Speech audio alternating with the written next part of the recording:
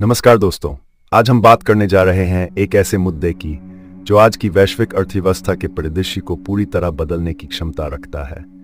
ये मुद्दा है ब्रिक्स देशों की संभावित नई मुद्रा का। ब्राजील, रूस, भारत, चीन और दक्षिण अफ्रीका से बने इस समूह का नाम ब्रिक्स है। वर्तमान में ब्रिक्स समूह में 9 देश शामिल हैं। 2023 में नए सदस्यों के रूप में इथियोपिया, इजिप्ट, ईरान और यूएई को भी शामिल किया गया।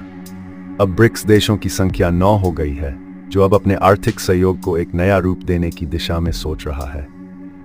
इस कदम का उद्देश्य है अमेरिकी डॉलर पर अपनी निर्भरता को कम करना और एक ऐसा विकल्प तैयार करना जो उन्हें आर्थिक और वित्तीय स्वतंत्रता दे सके।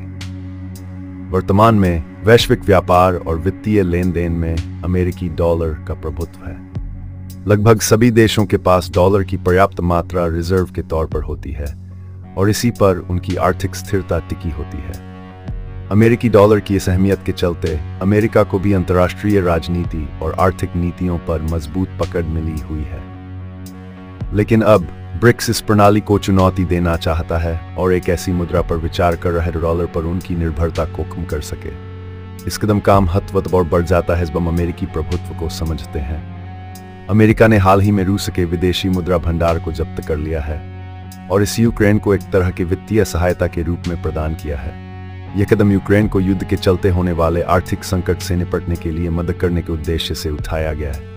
यह कार्रवाई इस बात का संकेत है कि कैसे अमेरिका अपनी वित्तीय ताकत और डॉलर के प्रभुत्व का उपयोग कर रहा है, विशेषकर उस समय जब रूस पर यूक्रेन के खिलाफ आक्रमण करने के कारण प्रतिबंध लगाए गए हैं।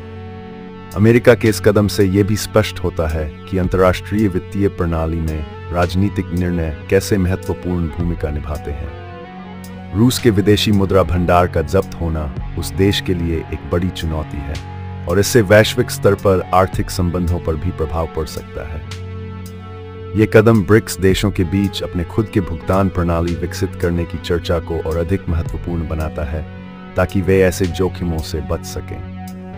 दरअसल अमेरिका ने अपनी मुद्रा और उसके वैश्विक प्रभाव का उपयोग अपनी जियोपॉलिटिकल पावर बढ़ाने के लिए किया है। डॉलर पर निर्भरता के कारण अमेरिका कई देशों पर आर्थिक प्रतिबंध लगा सकता है, जैसे कि स्विफ्ट प्रणाली का उपयोग करते हुए, जो एक प्रकार का अंतर्राष्ट्रीय भुगतान नेटवर्क है। स्विफ्ट प्रणाली का मुख्य आधार भी डॉलर ही है, लेकिन अब ब्रिक्स देश अपना खुद का भुगतान नेटवर्क बनाने की योजना बना रहे हैं।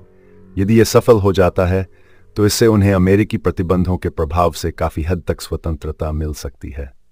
साथ ही यह भी संभव है कि अन्य विकासशील देश इस नए सिस्टम की ओर आकर्षित हों, क्योंकि इससे उन्हें अमेरिकी डॉलर के ऊंचे विनिमय दर के दबाव से राहत मिलेगी। उदाहरण के लिए यूरो का आना अमेरिकी डॉलर के लिए एक बड़ा चैलेंज बना। इसने अंतर्राष्ट्रीय व्यापार में अपनी अच्छी खासी पहचान बना ली है, जिसे कई देश अब अपने रिजर्व में यूरो भी रखने लगे हैं।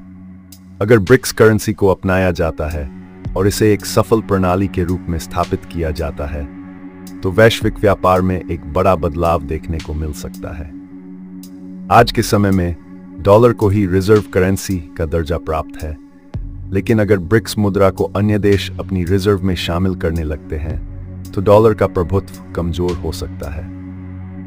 इससे न केवल अमेरिकी अर्थव्यवस्था बल्कि पूरी वैश्विक अर्थव्यवस्था पर भी असर पड़ेगा, क्योंकि डॉलर में होने वाले उतार चढ़ाव का प्रभाव दुनिया भर की अर्थव्यवस्थाओं पर पड़ता है। ऐसे में ब्रिक्स का यह कदम दुनिया के आर्थिक ढांचे को एक नई दिशा में ले जा सकता है। अमेरिका के लिए यह स्थिति एक बड़ी चुनौती बन सकती है, क्योंकि उसकी आर्थिक ताकत काफी हद तक डॉलर की मांग और उसकी स्थिरता पर निर्भर करती है।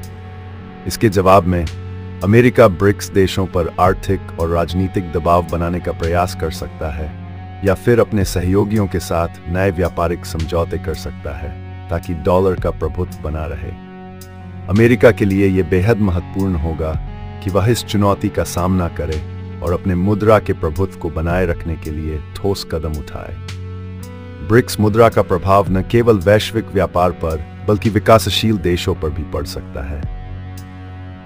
इन देशों को अमेरिकी डॉलर के अत्यधिक विनिमय दर का सामना नहीं करना पड़ेगा और वे अपनी मुद्रा के बल पर आर्थिक निर्णय लेने में अधिक स्वतंत्र महसूस कर सकते हैं। इससे उनके लिए आर्थिक विकास और स्थिरता हासिल करना आसान हो जाएगा और वे अपनी शर्तों पर वैश्विक व्यापार में भाग ले सकेंगे। यदि ब्रिक्स देशों की ये मुद्रा व्यवस्था सफल होती है तो ये स्विफ्ट प्रणाली को भी कमजोर कर सकती है।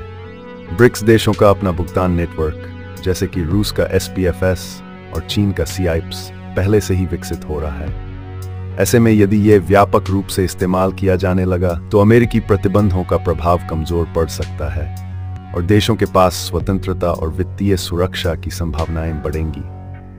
लेकिन यह भी ध्यान देने वाली बात है कि एक साझा करेंसी को लागू करना इतना आसान नहीं होगा। ब्रिक्स देशों के बीच आर्थिक असमानताएं हैं और यह देखना दिलचस्प होगा कि क्या वे इन अंतरालों को पार करके एक साझा मुद्रा प्रणाली को सफल बना पाएंगे।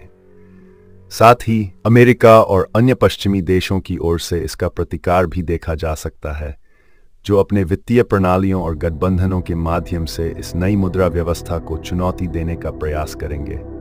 अंत में यह कहा जा सकता है कि ब्रिक्स की नई मुद्रा एक ऐसी दुनिया की शुरुआत कर सकती है जिसमें वित्तीय और आर्थिक निर्णय अधिक संतुलित और समावेशी होंगे। अगर यह प्रयोग सफल होता है तो यह वैश्विक अर्थव्यवस्था में एक बड़े बदलाव की ओर संकेत करेगा, जिसमें आर्थिक शक्ति का पुनर्वितरण हो सकेगा और विकासशील देशों के लिए एक नई उम्मीद पैदा होगी। दोस्तों, उम्मीद है कि इस चर्चा ने आपको इस विषय पर गहराई से सोचने का मौका दिया। ब्रिक्स की यह कोशिश एक नई आर्थिक व्यवस्था की ओर इशारा करती है, जो शायद भविष्य में हमारे सामने एक अलग ही तस्वीर पेश करेगी। धन्यवाद।